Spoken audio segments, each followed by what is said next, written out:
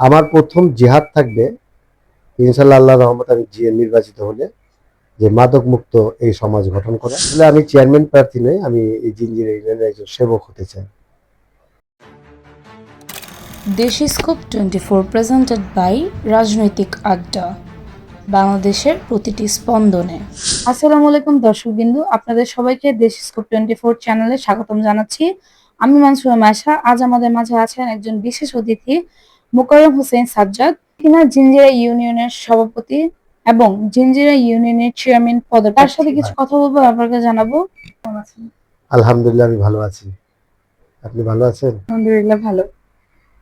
প্রথমেই জানতে চাই, আপনার রাজনৈতিক যাত্রা কিভাবে শুরু হয়েছিল?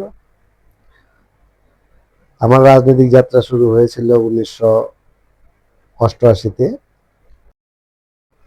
ছাত্র দলের মাধ্যমে, এবং আমি তখন জগন্নাথ বিশ্ববিদ্যালয়ে পড়াশোনা করি। সেই সময়ে আমাদের যখন ছাত্র দলের নবগঠিত কমিটি হয়, সেই সময় কমিটিতে আমি ছাত্র দলের জগন্নাথ বিশ্ববিদ্যালয়ে ক্রীড়া সম্পাদক ছিলাম, এবং সেইখান থেকেই আমার যাত্রা শুরু। জিঞ্জিরা ইউনিয়নের বর্তমান প্রধান সমস্যাগুলো আপনি কিভাবে মূল্যায়ন করেন? আপনি নিশ্চয়ই জানেন যে আসন্ন জিঞ্জিরা ইউনিয়ন পরিষদ নির্বাচনে আমি একজন চেয়ারম্যান প্রার্থী। আসলে আমি চেয়ারম্যান প্রার্থী নই, আমি এই জিঞ্জিরা ইউনিয়নের একজন সেবক হতে চাই। একটি ইনসাফের এবং আধুনিক এবং উন্নতমূলক জিঞ্জিরা ইউনিয়ন গঠন করতে হলে আমি যে সমস্যাগুলো দেখছি, সেই সমস্যাগুলোর মধ্যে প্রধান সমস্যা হচ্ছে মাদক। আমার প্রথম জিহাদ থাকবে ইনশাআল্লাহ, আল্লাহর রহমতে আমি নির্বাচিত হলে, যে মাদক মুক্ত এই সমাজ গঠন করা। তারপর দ্বিতীয় যেটা হচ্ছে যানজট, প্রচন্ড যানজট এবং প্রচন্ড কনজাস্টেড একটা এরিয়া, যেহেতু এখানে ছোট্ট একটা এরিয়ার মধ্যে প্রায় 3 লাখ 3.5 লাখ লোকের বসবাস এবং 73,000 ভোট। এইখানে যানজটটা অনেক বিরাট ব্যাপক আকার ধারণ করেছে, যানজট। তৃতীয় হচ্ছে পয় নিষ্কাশন ব্যবস্থা খুবই বাজে অবস্থা, যে অবস্থার কারণে আমাদের প্রতিদিনই এলাকায় দুর্গন্ধময় হয়ে যায়, এবং ড্রেনেজ ব্যবস্থাটাও খুব খারাপ অবস্থা। এই ড্রেনেজ ব্যবস্থাটা একটা আমাদের মূল আরেকটা সমস্যা। আমাদের 20 শয্যা বিশিষ্ট একটা হাসপাতাল আছে নামেই, যা এখনো পর্যন্ত পূর্ণাঙ্গ রূপ ধারণ করেনি। মাতৃসূদন একটা হাসপাতাল আছে, সেটাও তার পূর্ণাঙ্গ রূপ ধারণ করেনি। আমাদের যে যে ঈদগাহ মাঠ, একটা ঈদগাহ, দুটো ঈদগাহ মাঠ আছে, একটা হচ্ছে জিঞ্জিরা ঈদগাহ মাঠ আর একটা হচ্ছে মান্দাল ঈদগাহ মাঠের অবস্থা খুবই বাজে অবস্থা। এটা আমাদের একটা সমস্যা। সর্বসাকুল্যে অনেকগুলো চ্যালেঞ্জ মোকাবিলা করতে হবে আমাদেরকে, ইনশাআল্লাহ আশা রাখছি। এবং এই সমস্যাগুলো আমি আইডেন্টিফাই করার চাই। আরো অনেকগুলো সমস্যা আছে, যেগুলা আইডেন্টিফাই করার জন্য আপ্রাণ চেষ্টা করতেছি। তরুণদের জন্য আপনার বিশেষ কোনো পরিকল্পনা আছে? অবশ্যই তরুণদের জন্য আমার সবচেয়ে বড় পরিকল্পনা হচ্ছে, যেহেতু মাদক মুক্ত একটি সমাজ প্রতিষ্ঠিত করব, এবং এই মাদক মুক্ত সমাজ প্রতিষ্ঠিত করতে হলে প্রথমে আমাকে তরুণদেরকে জাগ্রত করতে হবে, তরুণদের অভিভাবকদেরকে জাগ্রত করতে হবে।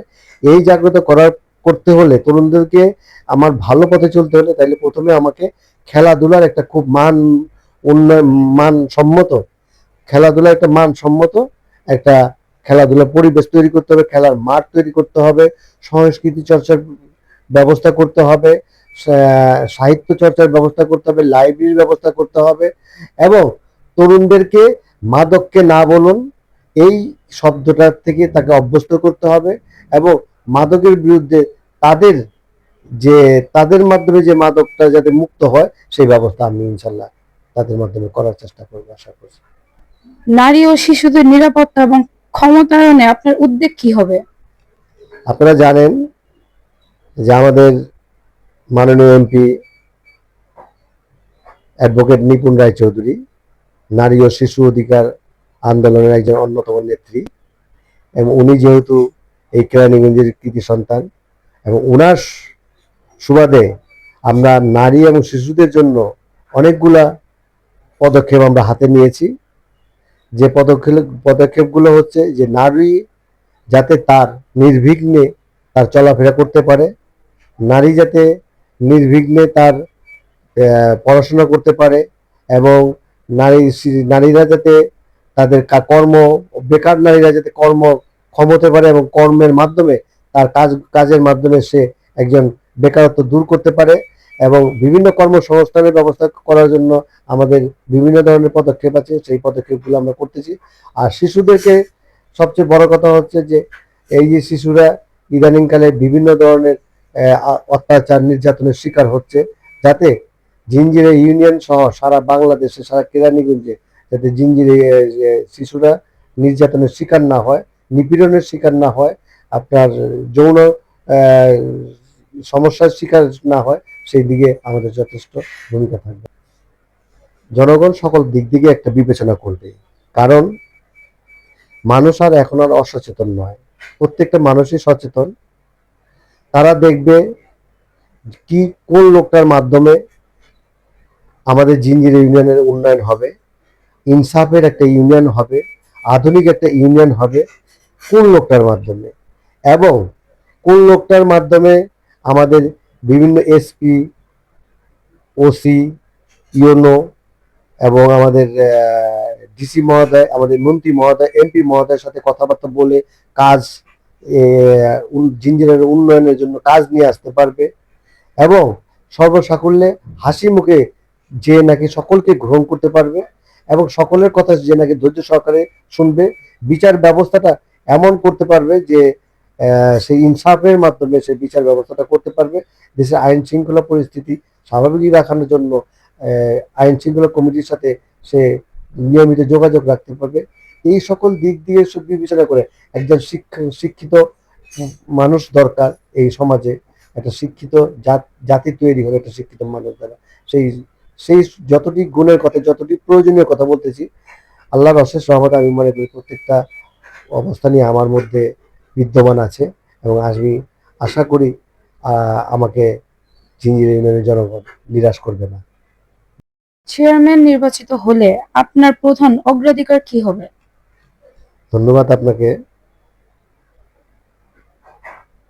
আপনি জানেন যে প্রত্যেকটা মানুষেরই ন্যূনতম কিছু চাহিদা থাকে, আমিও ঠিক তেমনি এটার বাইরে নই। যেহেতু চাহিদা থাকার একটা কারণ হচ্ছে যে আমি চেয়ারম্যান নির্বাচন করব, তার একটি কারণ হচ্ছে জনগণের সেবা করা। আমি যাতে জনগণের সেবক হতে পারি সেই জন্যই আমি এই নির্বাচন করা এবং জনগণের উন্নয়ন করার জন্য।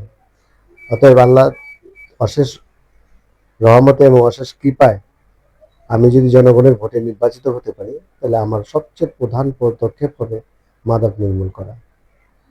দ্বিতীয় পদক্ষেপ হবে যানজট মুক্ত একটি জিঞ্জির ইউনিয়ন গঠন করা। তৃতীয় পদক্ষেপ হবে ড্রেনেজ যে ব্যবস্থা আছে, যে যে ময়লা যে নিষ্কাশনের ব্যবস্থা আছে, সেটা ডাম্পিং এর মাধ্যমে ময়লা নিষ্কাশনের একটা ব্যবস্থা করা। চতুর্থ হচ্ছে যে একটা মানুষ নির্বিঘ্নে যাতে তার বাসায় গিয়ে ঘুমাতে পারে, নির্বিঘ্নে যাতে তার বাসা থেকে বেরোতে পারে, সেই ব্যবস্থা গ্রহণ করা। চতুর্থ হচ্ছে যে সরকারি যে বরাদ্দ আসবে